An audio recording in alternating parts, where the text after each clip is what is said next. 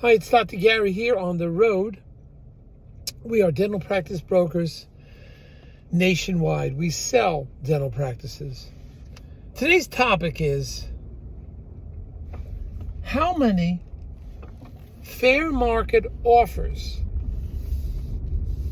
will it take for a seller to understand the value or the true value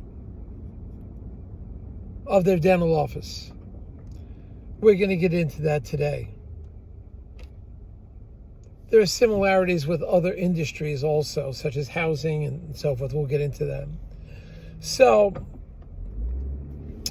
as of now, we're in 28 states. We have 10 employees, including 2 CPA accountants. And we're available to you 363 days a year. We take off Christmas and Easter. Our phone number is 201-663-0935. We're here to help you, advice if you need it, appraisals for your practice, and the sale of your practice. Plus, we'll assist buyers in purchasing of dental practice. So please give us a call at 201-663-0935. Our website is dentalpracticeguide.com or nationwidedentalpracticebrokers.com. Now, the information you're about to hear is for entertainment purposes. It's not legal or business advice. If you are thinking about selling also to a DSO, please call us because we work with many of them around the country.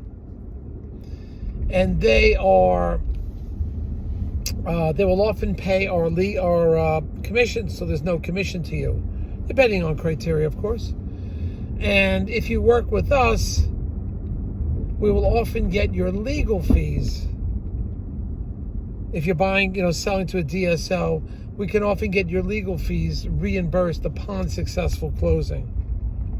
So give us a call. We can help you in that regard. We've done that several times.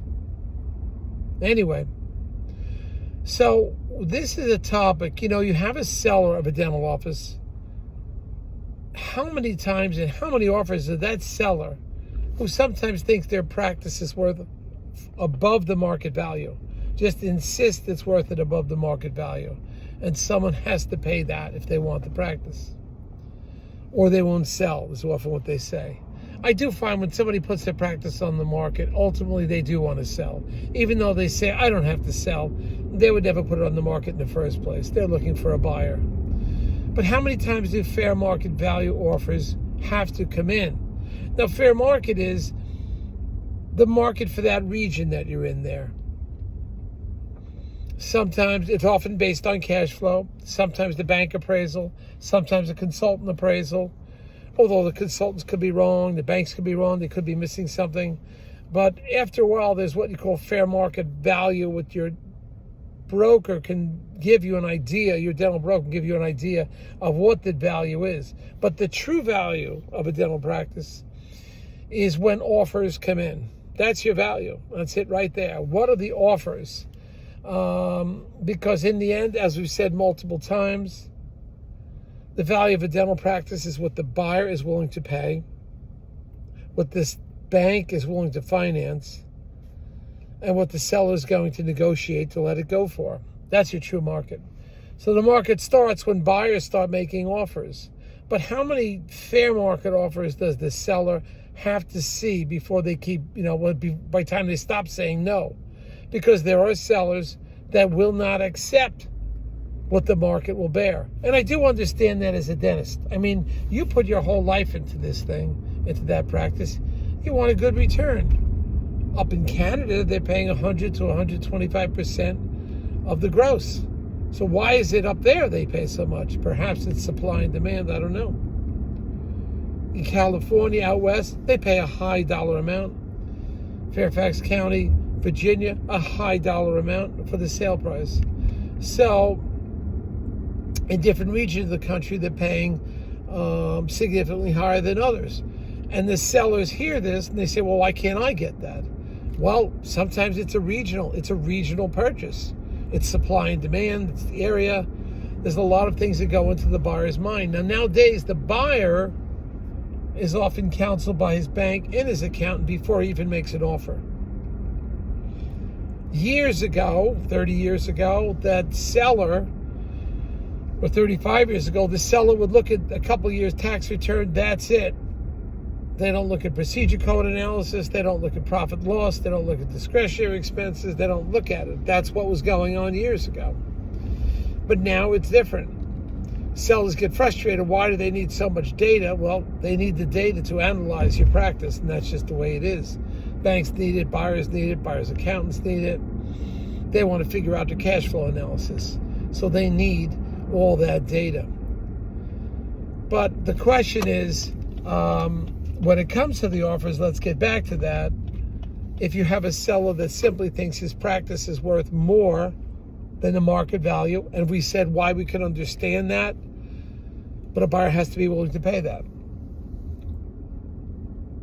You know, if you buy a dental practice, it is the success rate is about 99.75% as per Bank of America, I think 2019. The success rate is very high. The chances of failure are very low. We're talking less than 1%. So I remember an attorney once told me, he says, you know, even if you quote unquote overpay or call it above market value 10, 15%, he says, what does it matter? You're going to make that money back anyway. Although your accountant will say it doesn't cash flow, or the bank will say it doesn't cash flow. But you're going to make the money back. But when you're making an offer, you can't bank everything on that. You can't base your decision strictly on that you will make more money. I think the average in the United States is 20% higher the first year. But you have to present the seller with the best offer you think that your bank will provide, your accountant recommends. But I do say sometimes if you stretch a little bit, you will make the money back.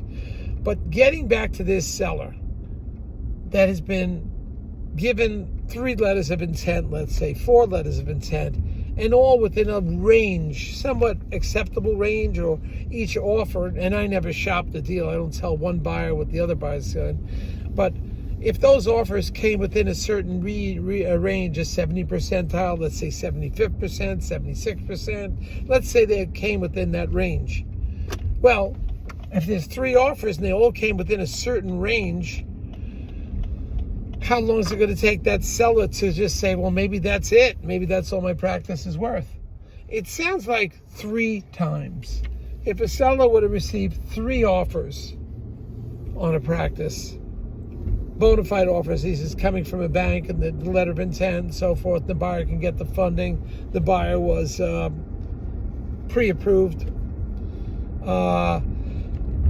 It sounds like 3 times. Now, I went to another industry, real estate, and I asked if there were offers coming in on a house, some above the market price, which generally doesn't happen in dentistry, but some above the declared asking price, some below, and some at the asking price. You know, a variety of different numbers. And the seller just keeps saying no, he wants more, wants more. How long will it take for the seller to wake up and say they've received these 3 offers, all within a certain range, some high, some low, some medium? It turns out about 3 times. That's what it is in the mortgage industry. For a seller that really wants top dollar and says, I'll just wait, they don't have to sell. It sounds like 3 times, maybe 4 times. But then, of course, the broker is going to get frustrated and take the buyers elsewhere. Not, we don't do that. We keep at it. We have persistence as our middle name. But you've got to understand foreign market value as far as the seller goes. Acknowledge it, accept it. And the number of times they have to see a fair market value or a market within the range is 3 times. So let's see what happens. That's just a general guide. Obviously, everything we say has a degree of flexibility to it. And excuse me 1 second.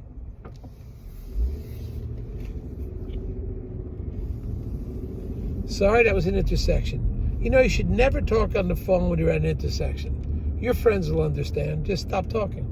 So thank you for being patient. So anyway, 3 times. That's what causes the seller to wake up. So don't get frustrated if you're a buyer. He will come around, or she will come around as a seller eventually. Eventually we'll put a deal together. You've got to have persistence in these deals. You can't fall apart. You hit a keystroke on the computer, number 4, and you assume number 4 is going to show up on the monitor because you hit number 4. Well, that's logic, but that doesn't always work in dentistry. You're dealing with human emotions. You're dealing with a variety of different financial structures and different analysis to see what the practice is worth. So you can't expect when you put your offer in, you're just going to be accepted. Sometimes it isn't. Something you got to negotiate many times. And that's reality, and you just got to accept that. But you can't get all bummed out if your offer wasn't accepted. Let's work it. Let's massage it a little bit. Let's see what we can put together. Sometimes it's not just the dollar amount, it's terms. Certain terms in the practice, in the sale of the practice, will come about. Maybe the seller is the landlord of the building. He's going to reduce the rent. There's different ways to negotiate. And you're going to be doing great. Don't worry about it. We're going to help you out every step of the way. So give us a call now. Keep posted. We're getting a lot of new practices for sale. Remember, my development specialist team, and our marketing director, we are constantly marketing 24/7 all over the country. So we're getting leads in all the time. So if you don't see what you have now, I think on our last one we had newsletter, we had 11 new practices in. That was one practice every 3 days on our email blast. Now the email blast comes out every 4 to 6 weeks. You should be looking at that. If you don't have that, call us 201-663-0935, and we'll get you the list. The list is different on the internet because the internet doesn't change as often as we do. Well, thank you for listening. We have 300 videos so far, so we're excited, and it's been fun all the time. All right, we've had over 6,000 views, and the numbers are going up. So continue to listen and have fun out there every day. I certainly do. I just came back from swimming. I think I'll go for a bike ride and then back to work. There you go.